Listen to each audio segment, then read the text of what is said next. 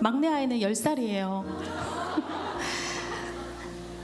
그래서 그 지나온 20년 지났지만 앞으로 살아갈 20년 어떻게 될지 모르지만 후회 없이 한번 찬양해보라고 하면서 많이 부담스러웠어요. 열정이 좀 사그라들 나이잖아요. 이 정도 되면. 그런데 순종하면서 감사함 속에 앨범 작업을 하게 되었고 부족하지만 앨범을 내게 되었습니다.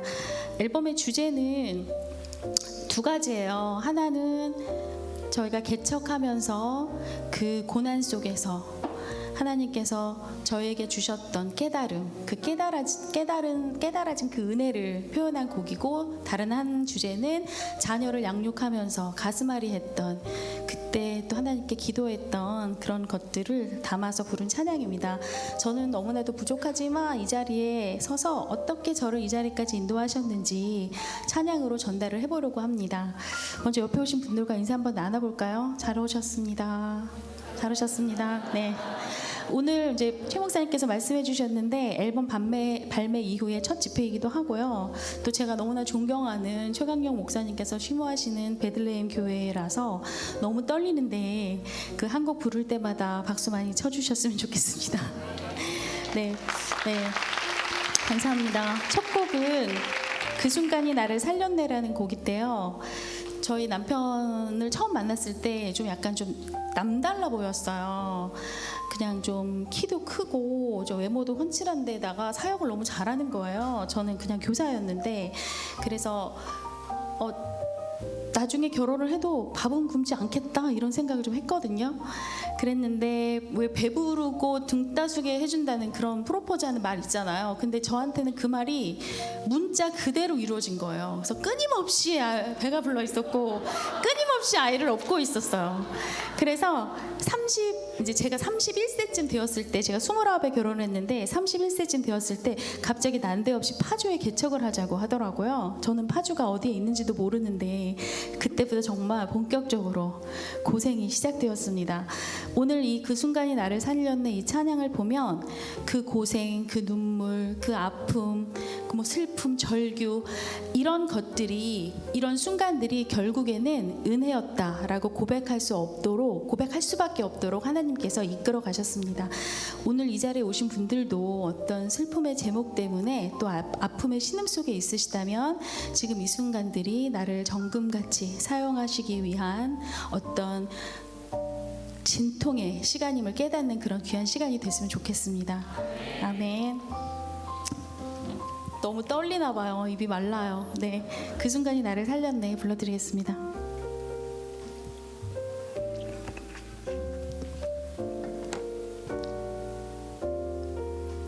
첫 곡 그 순간이 나를 살렸네 찬양하겠습니다. 이게 아니고 영상을 틀어주셔야 됩니다. 죄송합니다.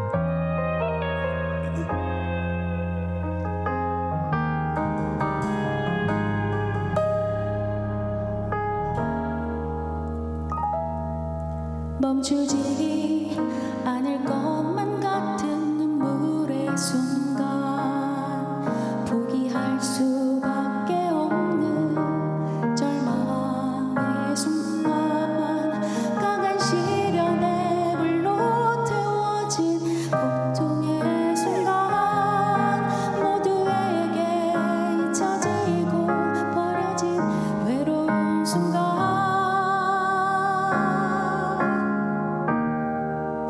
그 순간이 나를 살렸네.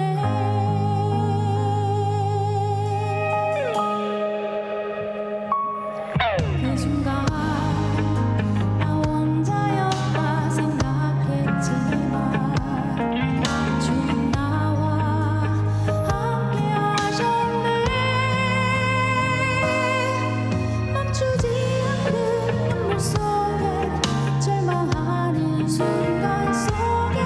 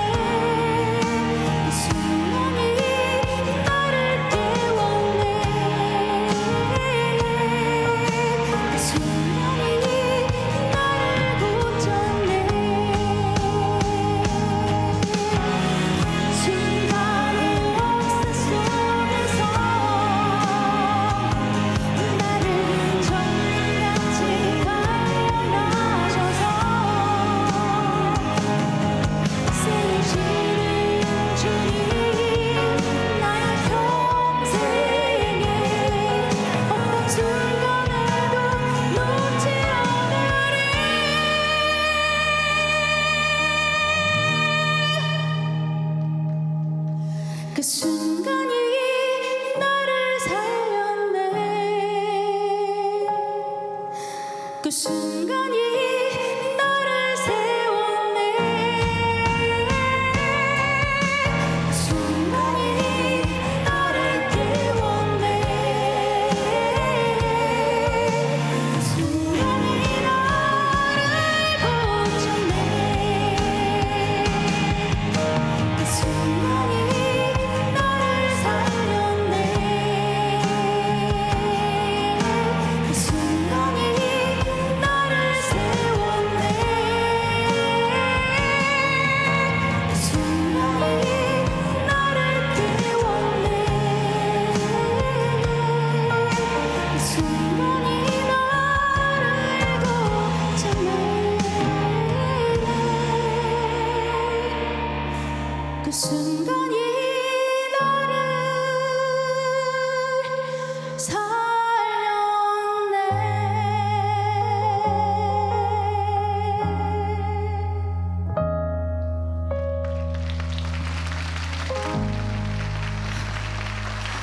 감사합니다. 두 번째 곡은 내 심장 다시 뛰게 하소서라는 곡인데요. 저희 남편이 자꾸 남편 얘기를 하게 되는데 다 정식인 목사님께서 만들어주신 곡이거든요.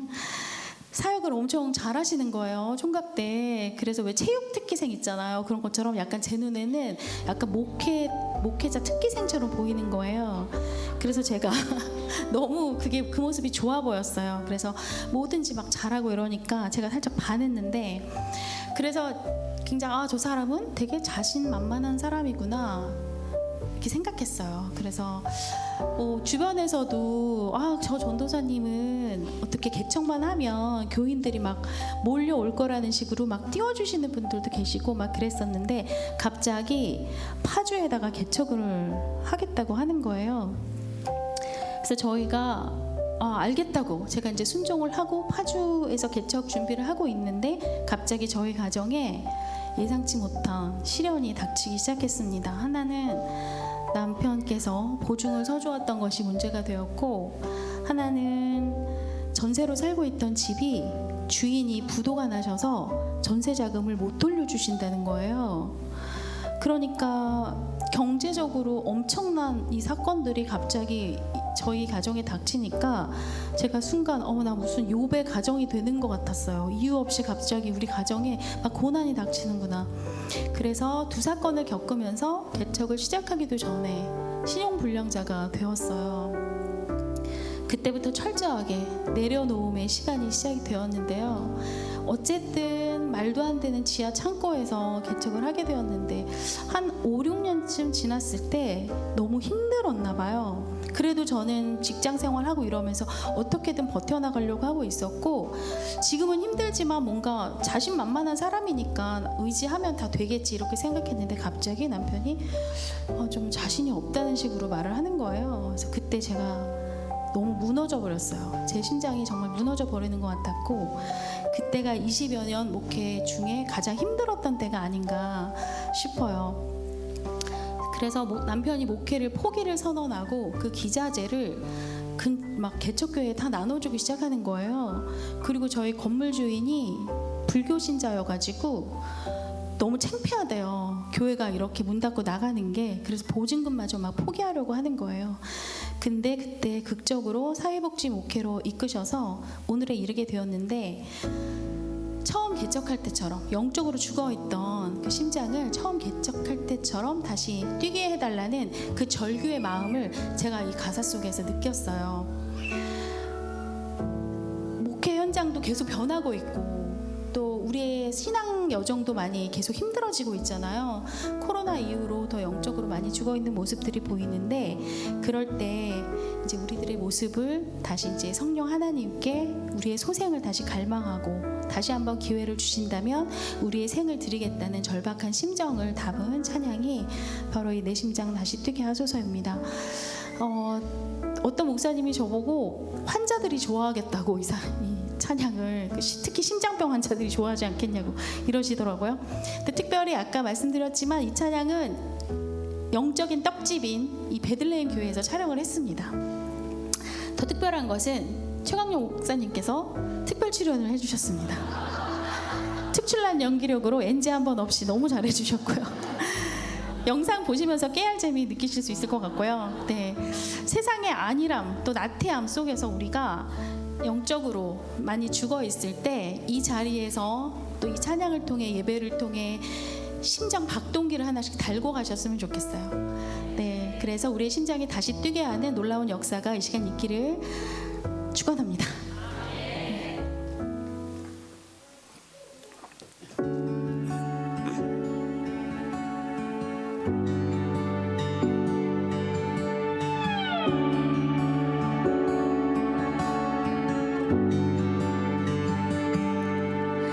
끝이 말하는 그 순간 속에도 이끄시는 그분 계시네.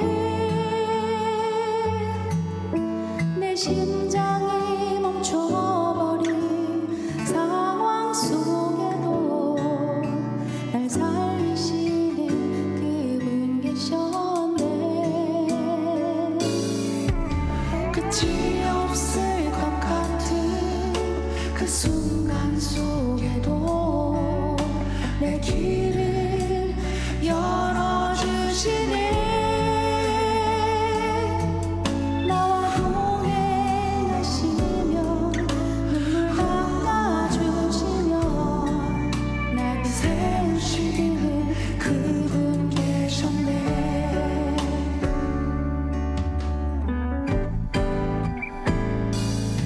나의 끝이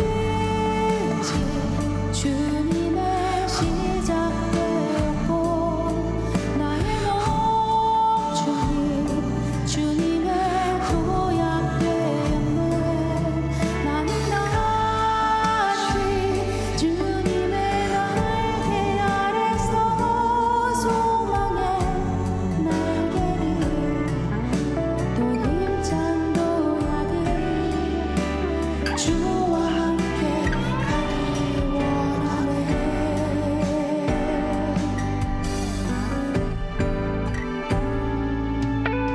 힘없고 약해져버린 연약한 나를 이끄시는 그분 계시네.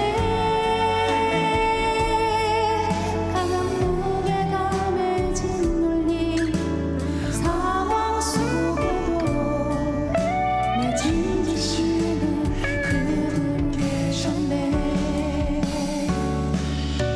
나의 끝이 주님의 시작되었고 나의 멈춤이 주님의 도약되었네. 나는 다시 주님의 날개 아래서 소망의 날개를 또 힘찬 도약을 주와 함께 날아오르네. 다시 기회 주시는 주님 최선 다하여 최고의 하나님을 노래하리라. 힘을 다하여 생명 다하여 내 남은 시간 주를 위해 싸우리.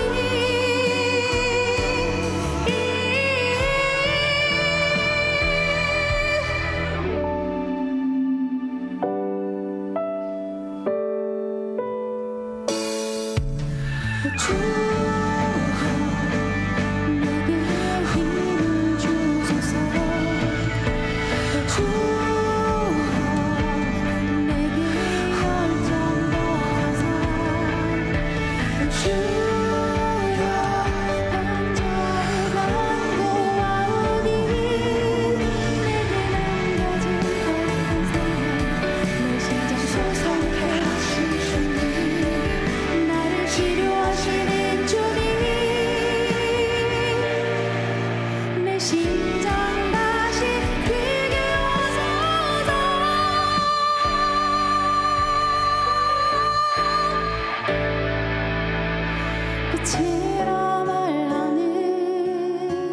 순간 속에도 이끄시는 그분 계시네.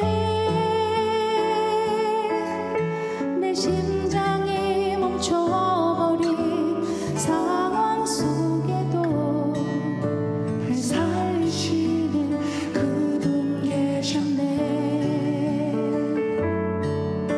날 치료하는 그분 계셨네. 내 심장 다시 뛰게 하소서.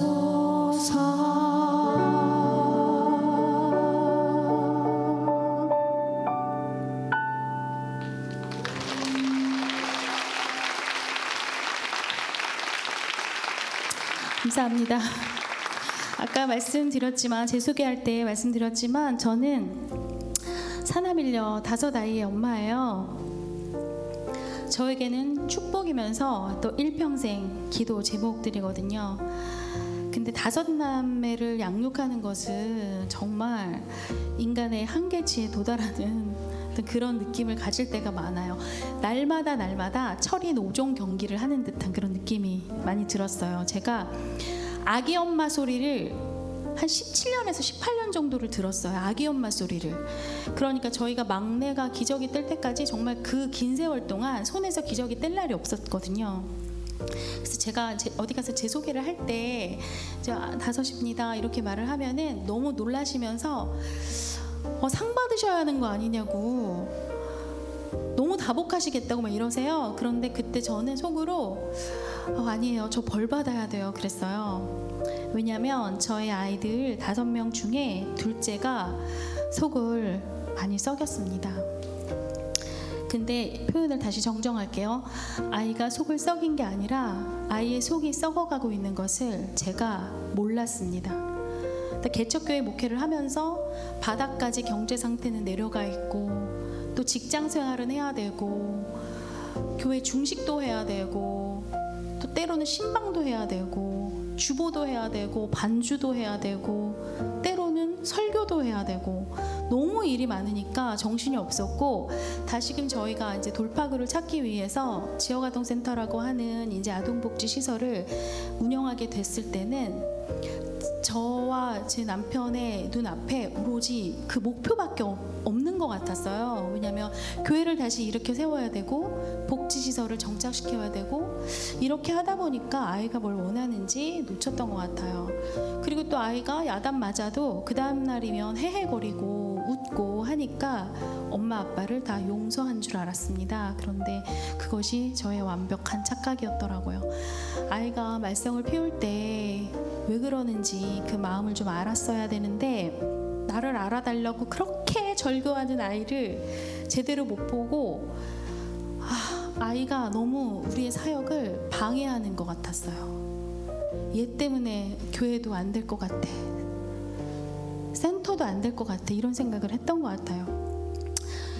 목회자의 자녀라고 다 믿음을 가지는 게 아니더라고요. 당연히 교회에서 살고 목사님, 사모님 이런 소리 맨날 듣고 예배란 예배는 다 드리고 하니까 당연히 아이가 믿음이 생겼을 거라고 생각했는데, 목회자 자녀도 목양을 받아야 되는 성도였더라고요. 그래서 그 부분을 저희가 놓쳤습니다. 둘째가 중학교에 가면서 보란듯이 삐뚤어지기 시작했는데, 학교도 얘를 감당 못하고 공권력도 얘를 감당을 못했습니다. 저희도 감당을 당연히 못했어요.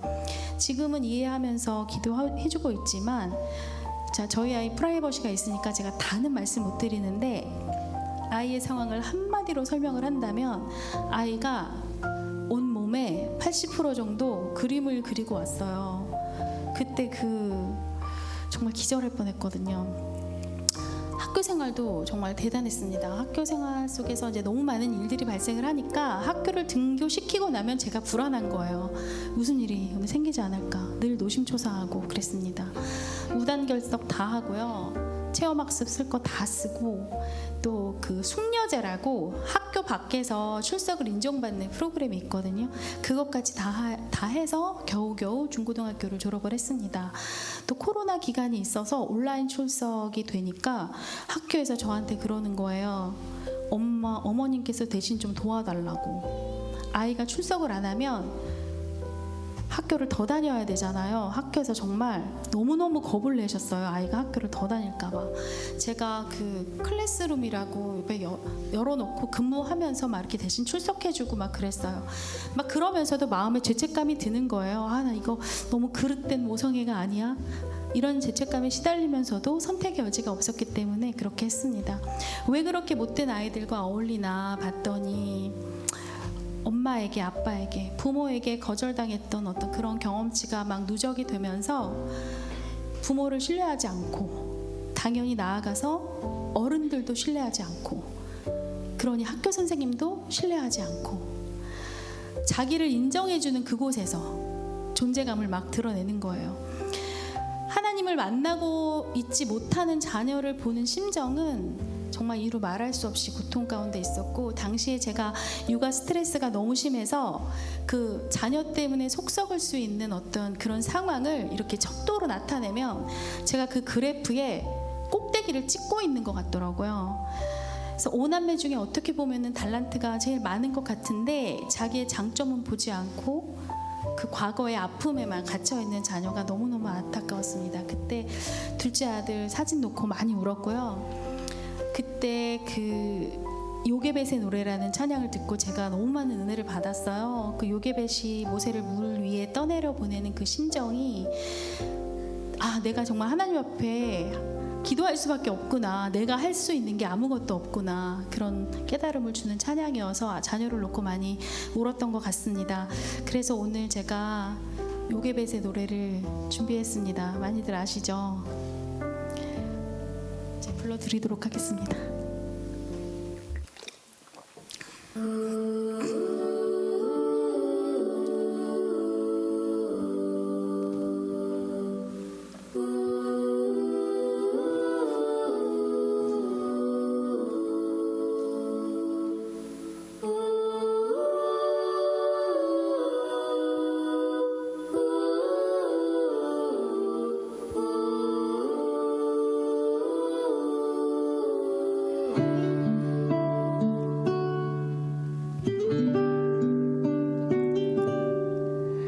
작은 갈대 상자 물이 새지 않도록 역정과 나무찌들 칠하네. 어떤 마음이었을까 그녀의 두 눈에 눈물이 흐르고 흘러. 동그란 눈으로 엄마를 보고 있는 아이와 입을 맞추고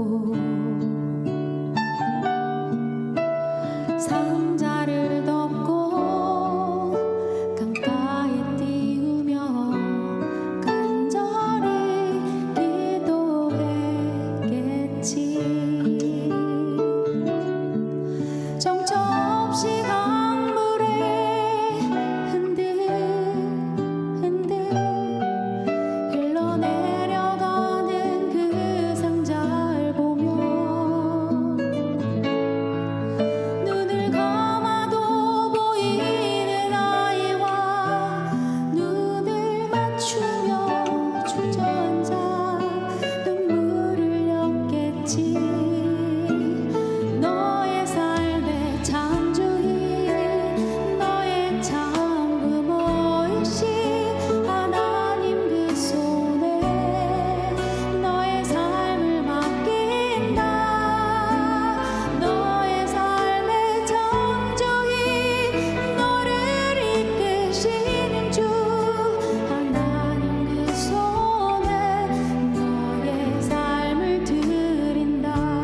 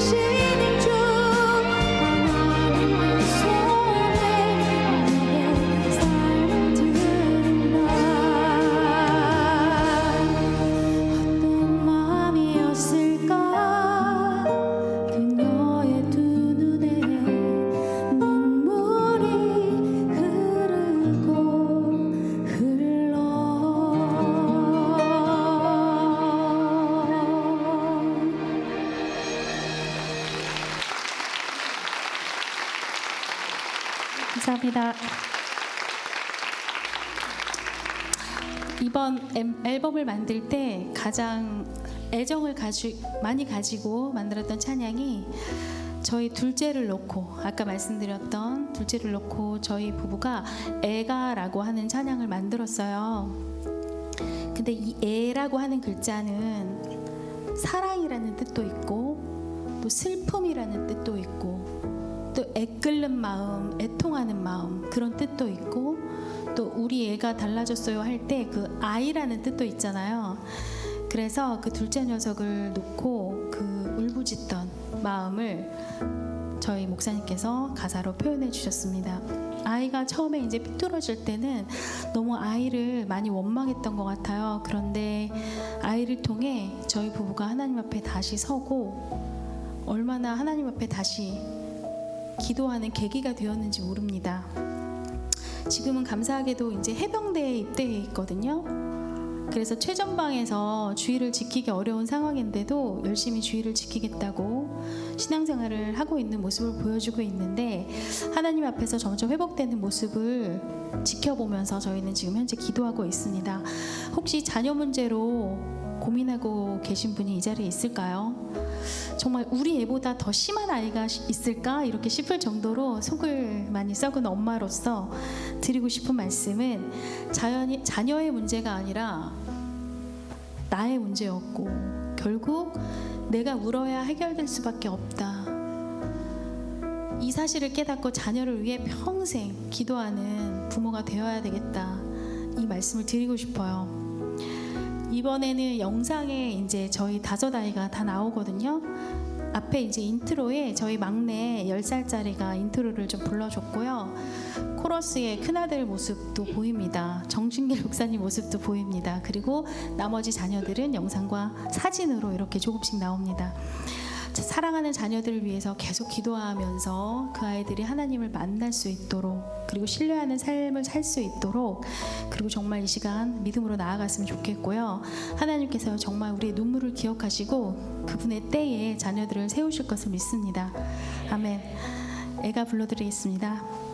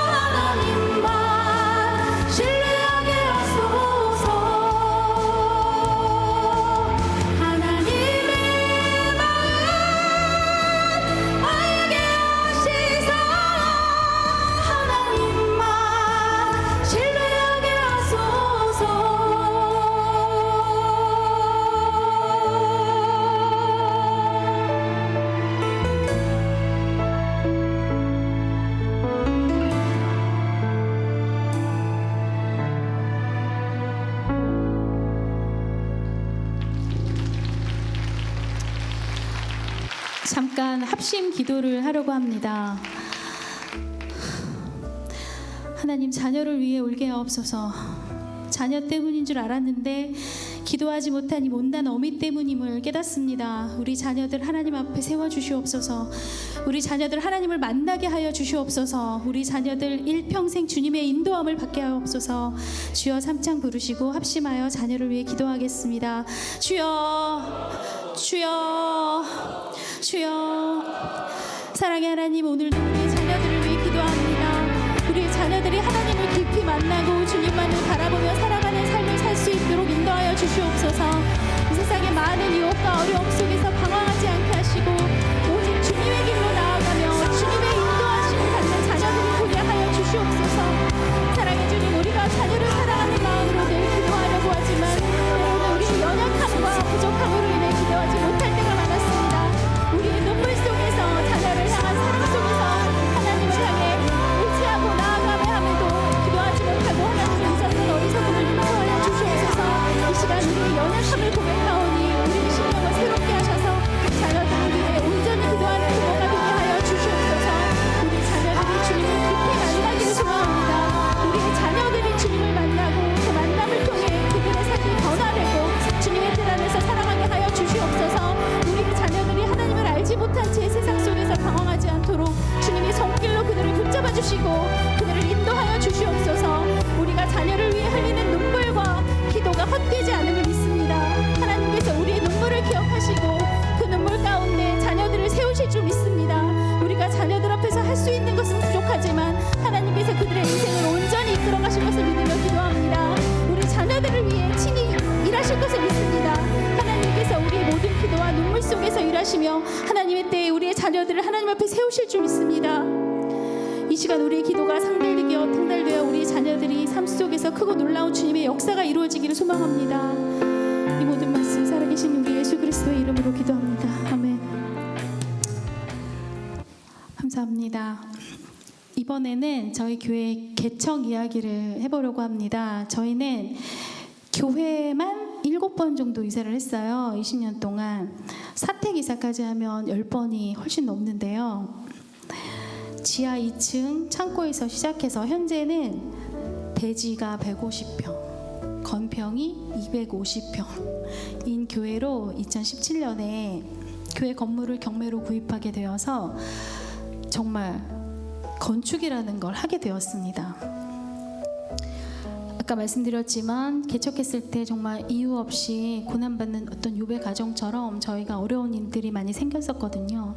그런데도 저희가 사명을 잃어버리지 않고 계속 한 걸음 한 걸음씩 묵묵하게 순종을 하니까 하나님께서 세심하게 세워주시는 은혜를 경험하게 되었습니다.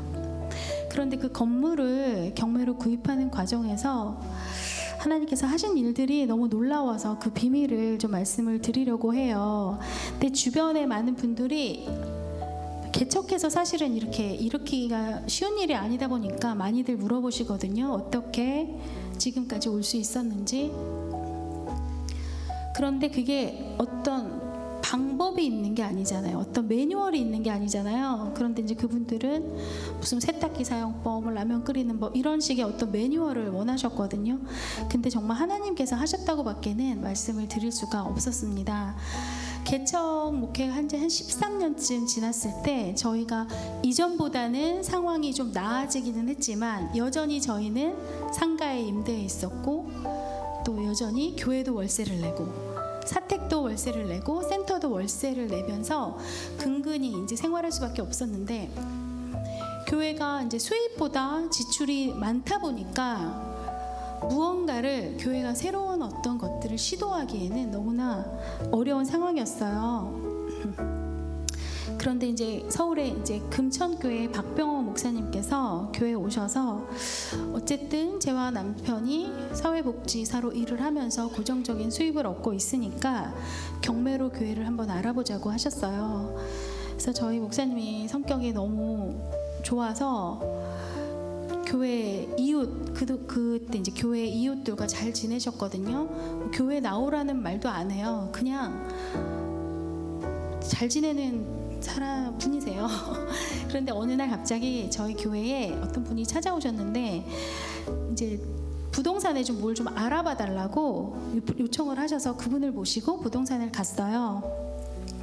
근데 부동산 사장님께서 목사님 저쪽에 경매로 저 교회로 하면 참 좋을 것 같은데 근데 상권이 안 좋아서 이렇게 하시는 거예요. 그래서 저희는 상권이 상관없습니다. 어딘데요? 했더니 현재 저희 교회 위치를 알려주시더라고요.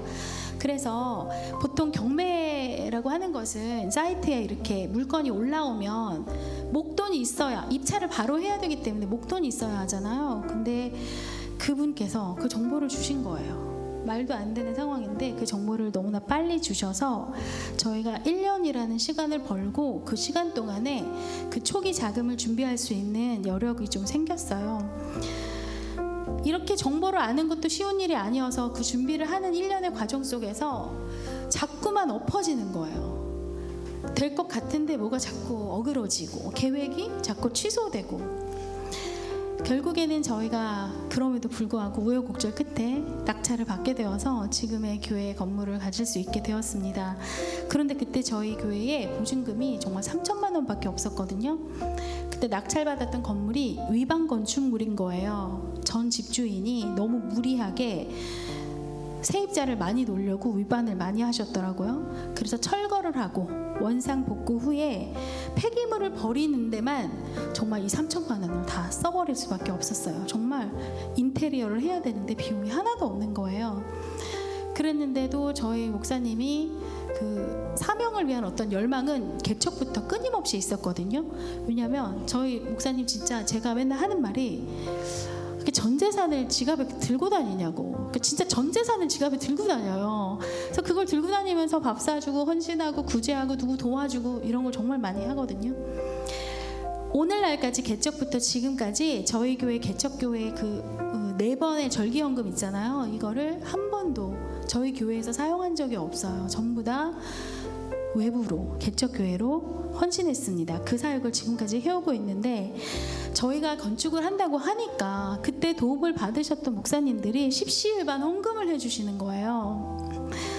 정말 수천만 원이 모였어요. 정말 깜짝 놀랐어요. 정말 300만 원짜리 헌금이 7분이 계셨고 100만 원짜리 헌금이 37분이 계셨어요. 그 외에 우리 교회에서 헌신하고 이렇게 해가지고 정말 인테리어 비용이 모아져가지고 저희 예배당이 꾸며졌습니다. 또 복지를 시작한 이후에 다른 복지기관 그리고 또 아이들을 위해서 또 계속해서 헌신을 했더니 이제 복지센터도 이제 LG 디스플레이, 지역 난방공사, 이렇게 지역 사회에 있는 어떤 그런 기업들께서 도와주셔가지고 아름답게 하나님의 은혜 가운데 마무리가 될 수 있었습니다. 우리 교회는 정말 이렇게 세워졌습니다. 그렇기 때문에 저희 교회가 돕고 나누고 하는 일을 멈출 수가 없는 것 같아요. 그 이유가 바로 여기에 있는 것 같아요. 내 떡을 물 위에 던져라. 여러 날 후에 도로 찾으리라. 이것이 바로 우리 교회의 목회 철학입니다. 여기에 모이신 분들도 어떤 것들을 잃을지라도 사명만 잃지 않는다면 하나님께서 길을 열어주시고 또 채워주시고 세워주실 것을 믿습니다. 그래서 이번에는 이것도 이제 사명 위하여라는 찬양인데요.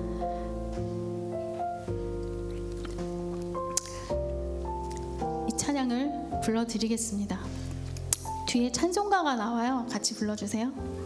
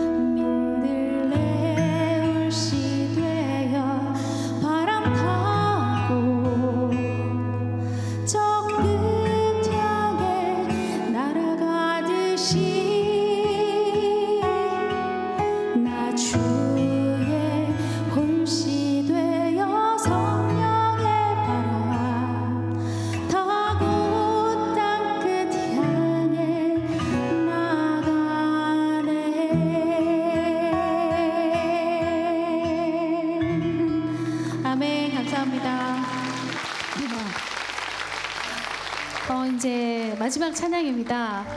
우리는 때때로 실망하고 지치고 낙심하고 이런 순간들이 있는데요. 그럴 때마다 하나님은 우리를 다시 일으키시고 새로운 시작을 허락해 주십니다. 그것을 저는 삶의 경험으로 많이 느꼈거든요. 우리 앞에 놓인 두려움과 어떤 실망이 있다면 다 내려놓고 하나님을 신뢰하면서 나아가는 시간이 되셨으면 좋겠습니다. 우리를 통해서 놀랍게 일하실 준비가 되셨다는 것을 믿고 또 그 믿음으로 찬양하고 또 새로운 시작을 하나님께 맡기려고 합니다. 시작이라는 찬양 박수하면서 찬양하겠습니다.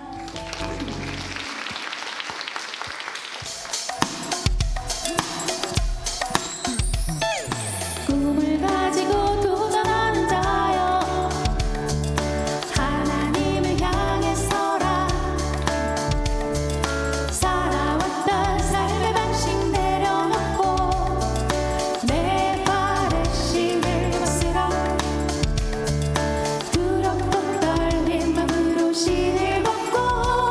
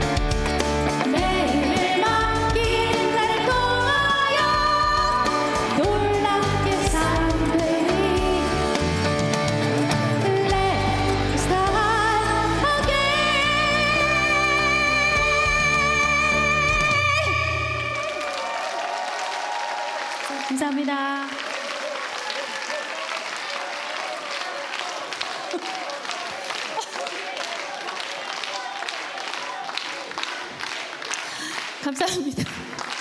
앵콜을 주시다니요. 감사합니다. 그러면 제가 부응해야죠. 기대에. 마지막으로 앵콜곡으로 이삭의 여정, 신뢰의 길이라는 찬양 들려드릴 건데요. 이 찬양은 이삭의 이야기예요. 이삭 찬양은 잘 없잖아요. 그 모리아산으로 아버지의 손을 잡고 어디로 가는지 모르는, 그 죽으러 가는지도 모르는 그 이삭의 여정이 꼭 목회의 길과 너무 닮아 있다는 그런 영감에서 만들어진 찬양입니다. 이것도 역시 정신길 목사님께서 만들어 주셨고, 이삭의 여정, 신뢰의 길, 정신길이에요. 제목에 비밀이 있습니다. 이삭처럼 우리의 삶을 온전히 맡기고 신뢰할 때 놀라운 일들을 이루실 것을 믿으며 마지막 찬양 불러드리겠습니다. 감사합니다.